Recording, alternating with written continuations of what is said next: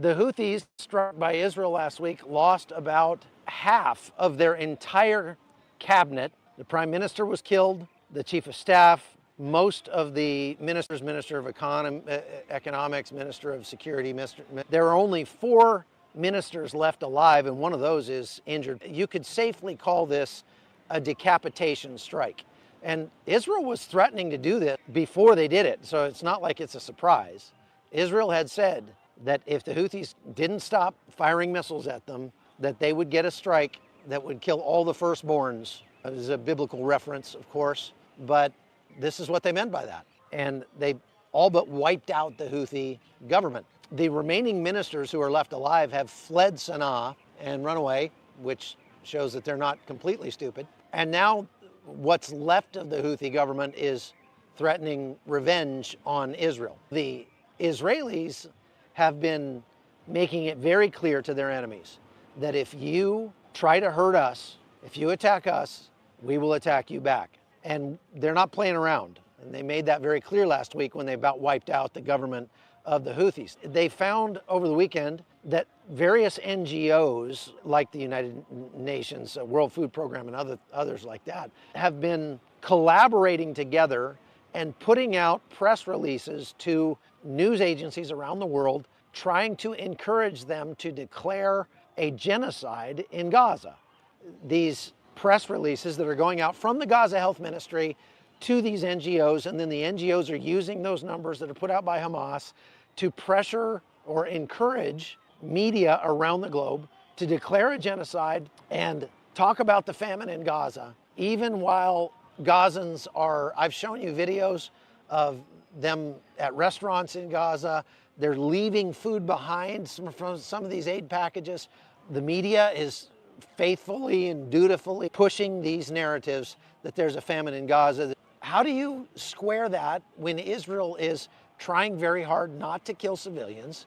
They are allowing as much aid as possible into Gaza, far more aid than many places like Yemen are getting. Yemen has over 30 million people, I think 39 million people in their country. And in the last 10 years, they've had somewhere around almost 400,000 people die of hunger, malnutrition, or diseases associated with hunger and malnutrition. Now, the World Food Program, one of their largest divisions is the Yemen division. And they've had UN aid workers in Yemen handing out millions of meals. In 1 year, they fed 13 million people. Almost half of the population in Yemen has benefited from World Food Program food giveaways. They don't just give away food, they also give away money. They actually contribute money to each family so they can go buy whatever they need. This is all, about a third of which is paid for by the United States, by a US taxpayer. The World Food Program has offices, or had offices, in Sana'a and Hodeidah and all across Yemen, and they were working to try to feed the people. Well, yes, I think yesterday or the day before, the Houthis raided the UN offices in Sana'a and Hodeidah and took 11 UN aid workers hostage. Now that's in addition to the 23 hostages that they had already taken as far back as 2021.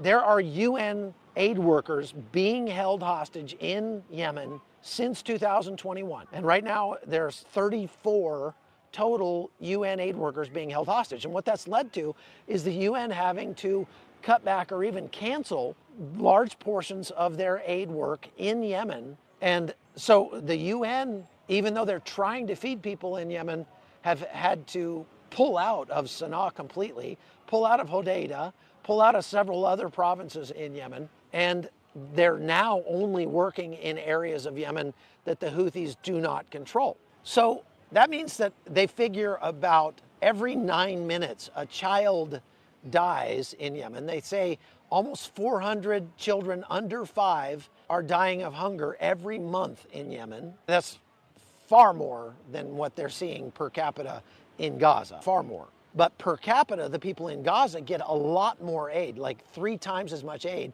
as the people in Yemen get. Now, even after the Houthis lost most of their cabinet and most of their government, Yemen is essentially a failed state anyway, so it's not like the people are going to miss them a whole lot.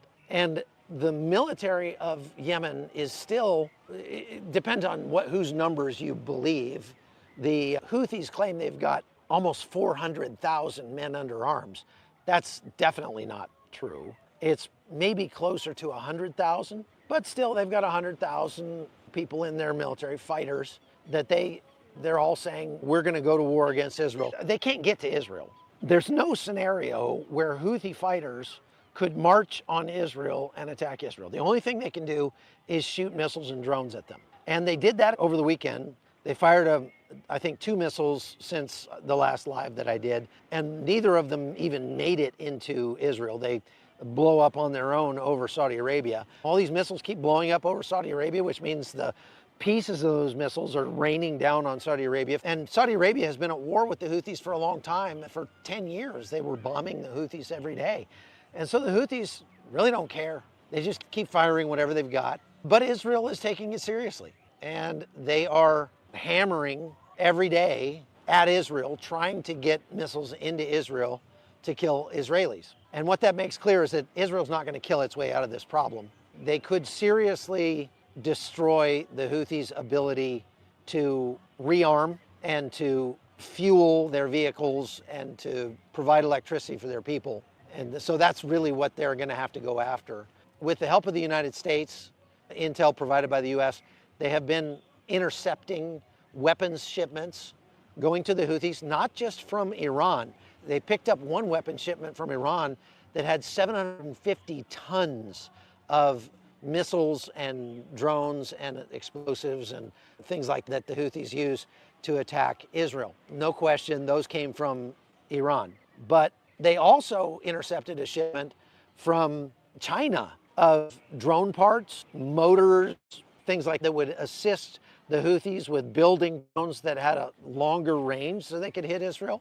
Those came from China. There's no question China wants to encourage the war to continue in between Israel and its enemies. And they want Israel and the United States to be degraded by that. Just like Russia, they see this war in terms of the opportunity that it presents to them. Russia loves it that the United States is involved with helping Israel, because every rocket, every artillery shell, whatever that we send to Israel, every interceptor is an interceptor and an artillery shell we can't send to Ukraine. China is looking at it the same way from the standpoint of their planned attack on Taiwan. So they want to keep this going. So keep that in mind as this war drags on into its 3rd year pretty soon. Part of the reason that it is not over yet is because Russia and China are encouraging or facilitating in some ways the war to continue. Now the Houthis last night fired at another ship in the Red Sea. This is a ship that's flagged in Liberia. It comes out of Singapore, but it is eventually, through a bunch of different cutouts and other companies, owned by an Israeli billionaire. And they missed the target. They did not hit the ship, so nobody was injured or anything like that. But the Houthis say they're going to continue to strike, and they are going to escalate strikes on Israel. So if the Houthis say, we launched missiles at Israel and all of our missiles struck their intended targets, then the Houthis populace believes that they're winning. We struck a blow against Israel.